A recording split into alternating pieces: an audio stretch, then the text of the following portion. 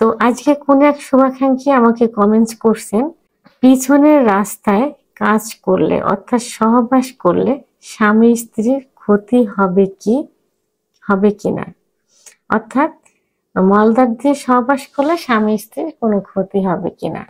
দেশের এবং প্রবাসের ভাই বোনদের প্রতি সালাম।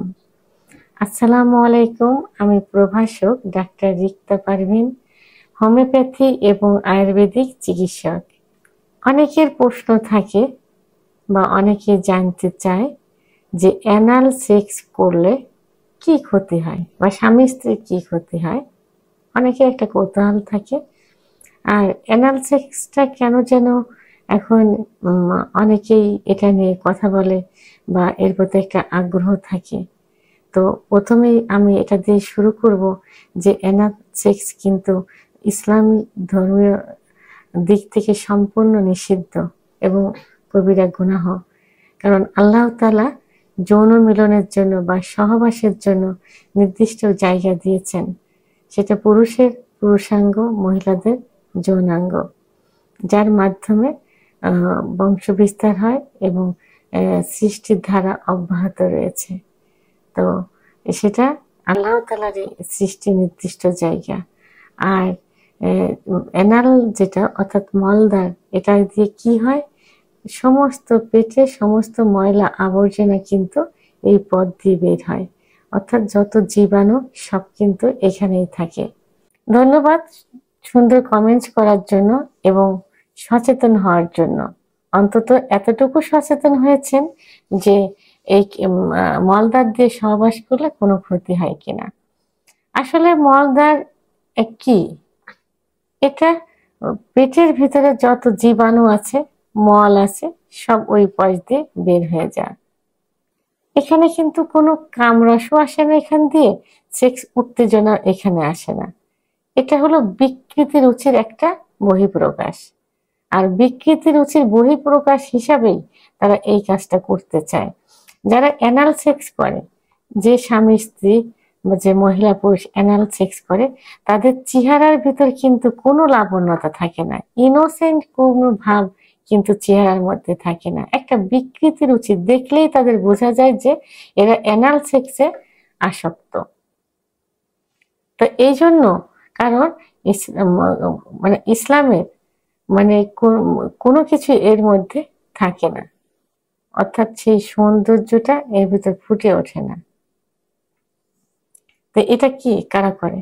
যারা বিকৃতি রুচি যাদের থাকে, যারা নেশাগ্রস্ত থাকে এবং সেক্সটাকে যারা অপচয় করে থাকে, অপব্যবহার করে থাকে, হ্যাঁ, তারা যারা মানে সুন্দর স্ত্রীকে সুখ দেওয়ার জন্য, স্বামীকে সুখ দেওয়ার জন্য যে সুন্দর একটা পজিশনে, সুন্দর একটা আল্লাহ তাআলার সৃষ্টি একটা জায়গা দিয়ে যে মিলন করে সুখ অনুভব করবে, এরা তা করে না।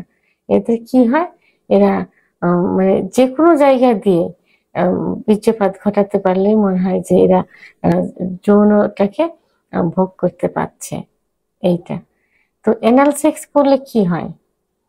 অ্যানাল সেক্স করলে স্বামী স্ত্রী উভয়েরই কিন্তু ক্ষতি হয়, কারণ মলদ্বার দিয়ে কিন্তু বাচ্চা হয় না। মলদ্বার সেক্সের কোনো জায়গা না, এখানে কামরস থাকে না, এখান থেকে কোনো উত্তেজনা আসে না, বরং বীর্যপাত ঘটলে আবার মল যেভাবে বের হয় এভাবে বের হয়ে আসে। তো এখানে মলদ্বার দিয়ে সহবাস করে স্ত্রীর যে পথ, স্ত্রীর যে মলদ্বারের যে পথ, এই পথটা কিন্তু লুজ হয়ে যায়। একটা সময় টয়লেটের বেগ আসলে এটা কিন্তু চেপে রাখতে পারে না, বেরিয়ে যায়, কারণ জায়গাটা লুজ হয়ে যায়। এবং ওর ভিতরে টিস্যু, সূক্ষ্ম টিস্যু থাকে এবং এটা অনেক সময় চিড়ে যেতে পারে, হেমারেজ হয়, প্রচুর ব্লিডিং হতে পারে, অনেক সময় হসপিটালাইজড করতে হয়, বেশি হয়ে গেলে অনেক সময় মৃত্যু মুখেও কিন্তু পতিত হয়। এখানে ইনফেকশন হয়ে যেতে পারে, ঘা হয়ে যেতে, ঘাট থেকে ক্যান্সারও হয়ে যেতে পারে। এখানে কি হয়, পাইলস হয়, পরবর্তীতে পাইলস হয়। এবং সিফিলিস, গোনোরিয়ার জীবাণু যাতে থাকে, অনেক সময় এটা স্বামীরও হতে পারে, এইডস স্ত্রীরও হতে পারে।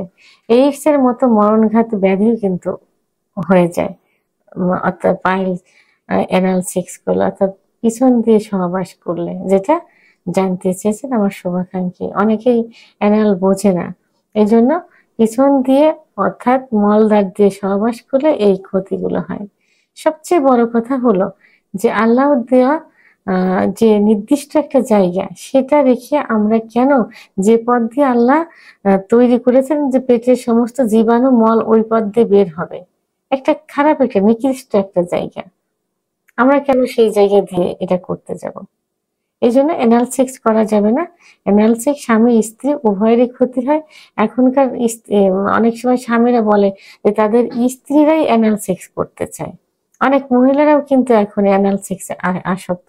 আগে তো শুধু জানতাম যে পুরুষরাই জোর করে এটা করে, এখন কিন্তু মহিলারাও কিন্তু জোর করে স্বামীদের এই কাজে বাধ্য করে। কিন্তু আল্লাহর রহমত পাইতে হলে এই পথ থেকে দূরে সরে যাইতে হবে। সুখী স্বাচ্ছন্দ্য জীবনযাপন করতে হলে আল্লাহর দেওয়া নির্দিষ্ট জায়গা দিয়ে সহবাস করে বা স্রষ্টার সৃষ্টি যে পৃথিবীর যে বংশধারা অব্যাহত রয়েছে সেই ধারাকে অব্যাহত রাখতে হবে। ভিডিওটি সম্পর্কে যদি কোনো মতামত থেকে থাকে অবশ্যই কমেন্টসের মাধ্যমে জানাবেন। আর ভিডিওটি ভালো লাগলে লাইক, কমেন্ট, সাবস্ক্রাইব করে আমার সঙ্গে থাকুন। আল্লাহ হাফেজ।